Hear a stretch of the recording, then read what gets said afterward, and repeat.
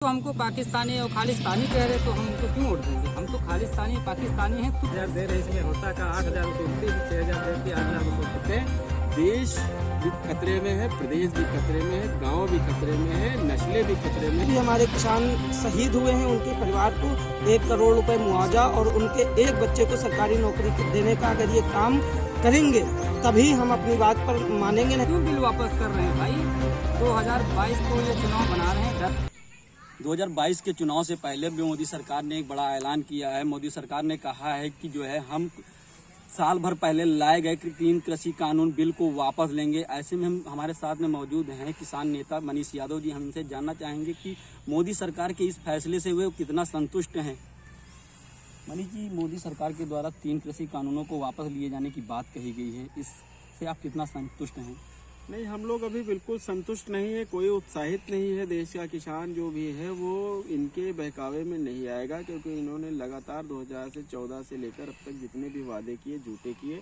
इन्होंने जो बिल लागू किए थे वो किसी भी किसान नेता या किसानों से पूछकर नहीं लागू किए थे, किसी से सलाह नहीं ली थी, किसी से मशवरा नहीं, रातों रात उद्योगपतियों के कहने से उन्होंने बिल लागू किए थे। और आज जब 1 साल 14 महीने से लगभग आंदोलन चल रहा है, 3500 से ज्यादा पूरे देश में आंदोलन के तहत 750 से ज्यादा दिल्ली में और पूरे देश में लगभग 3500 से ज्यादा जो आंकड़ा है किसान शहीद हो चुका है। लेकिन ये सरकार तब इसकी सरकार के कानों पे चू नहीं जंगी। लेकिन जब अब उत्तर प्रदेश का चुनाव आ गया तो देश का और प्रदेश का और गांव का जो गरीब किसान मजदूर हो अपनी लाठियों में तेल लगाकर बैठा है। इसलिए ये डरे और सहमे हुए प्रधानमंत्री जब इनकी रिपोर्ट गई, खुफिया रिपोर्ट इन्होंने जो सर्वेक्षण कराया उसमें बुरी तरीके से परास्त हो रहे, तब इन्होंने सोचा कि अब कोई रास्ता नहीं है, किसानों का ये बिल वापस करके शायद हमारा कुछ भला हो जाए। लेकिन अब किसान पूरी तरीके से जाग चुका है, किसान इनके बहकावे में नहीं आएगा। बिल वापसी तो होनी ही थी, क्योंकि संवैधानिक तरीके से बिल खत्म हो चुके थे, बिल का कोई महत्व नहीं था। लेकिन बिल खत्म होना हम लोग ये चाह रहे थे कि जब बिल खत्म हो गया है तो सदन में जिस तरीके से पास कराया गया था, सदन से ही हमको एक डेथ सर्टिफिकेट, किसान बिल जो है खत्म हुए उसका एक डेथ सर्टिफिकेट जारी होना चाहिए। वो हम लोगों को जब तक लिखित कागज नहीं मिलेगा, हम किसी की बात, किसान देश का किसी की बात मानने वाला नहीं है। क्योंकि ये आज कुछ कहते हैं, कल कुछ कहते हैं, परसों कुछ कहते हैं।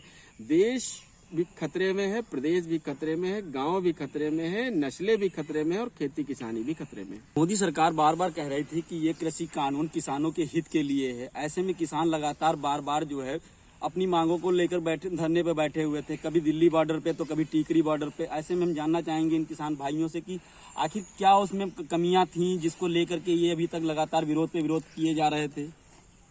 भाई साहब, अगर हम कोई कपड़ा दुकान पर जब खरीदने जाते हैं, अगर वो हमें कपड़ा नहीं पसंद होता है तो हम उसको नहीं लेते।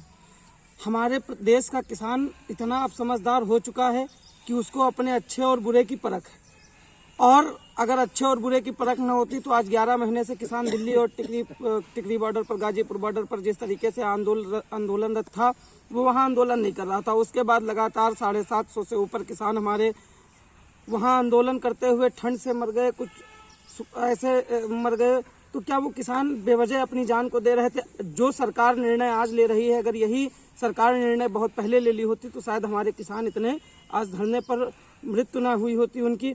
हम सरकार से ये पूछना चाहते हैं कि अब आपकी आंखें क्यों जगी हैं? क्या आप गांजे का नशा उतरा है जो अब आपकी आंखें खुली हैं और आप उसी निर्णय पर आकर के, जो किसान बहुत पहले कराना चाह रहा था, आखिर उन्हें आज मजबूरी में उसी बात पर आना पड़ा। इस तरीके से हम लगातार 11 महीने से इस किसान बिल को वापसी कराने के लिए लड़ रहे थे, वैसे ही आगे हम उन किसानों को न्याय दिलाने के लिए भी लड़ेंगे।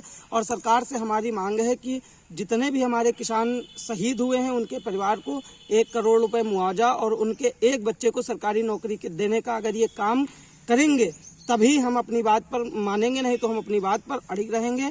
हम सरकार से लड़ते रहेंगे, क्योंकि हमारे 7 से 750 किसान शहीद हुए हैं। और हम इस सरकार से मांग करते हैं कि जो दिल्ली बॉर्डर पर जितने भी हमारे किसान आंदोलन कर रहे थे उनके ऊपर जो इस सरकार ने फर्जी मुकदमे लगाए हैं उन मुकदमों को भी हटाए, तब हम वहां से हटेंगे, वरना हम ऐसे ही लड़ते रहेंगे।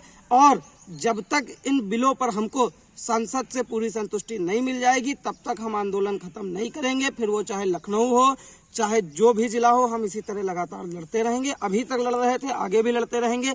आपको लगता है कि इस बार भी जो है किसान जो है मोदी सरकार को जिताने का काम करेंगे या फिर उनका प्रदर्शन इसी तरह जारी रहेगा और मोदी सरकार के खिलाफ उनका विरोध इसी तरह जारी रहेगा। क्योंकि वो तो हमको पाकिस्तानी और खालिस्तानी कह रहे, तो हम उनको क्यों वोट देंगे? हम तो खालिस्तानी पाकिस्तानी हैं, तो क्यों बिल वापस कर रहे हैं भाई? 2022 को ये चुनाव बना रहे हैं, डरे हुए हैं कि किसान का अगर बिल नहीं वापस करेंगे तो किसान अब की बार हमको वोट नहीं देगा, हमको गांव से भगाने का काम करेगा।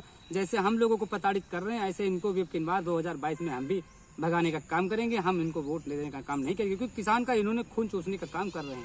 इनकी सरकार में सबसे बड़ा भ्रष्टाचार, गुंडाचार, अधिकारी भी भ्रष्ट हैं, वो बगैर पैसे से काम भी नहीं कर रहे। सबसे ज्यादा इनकी सरकार में भ्रष्टाचार, गुंडाचार हो रहा है। ये कहते हैं गुंडों को दूरबीन से ढूंढा जा रहा है, ये गुंडों को पालने का काम कर रहे हैं।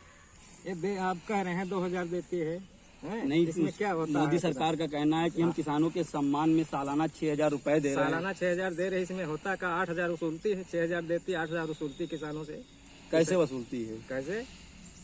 ये क्या महंगाई, कैसे महंगाई? इसी में वसूल रही, बराबर किसानों से हमारे सताया जा रहा।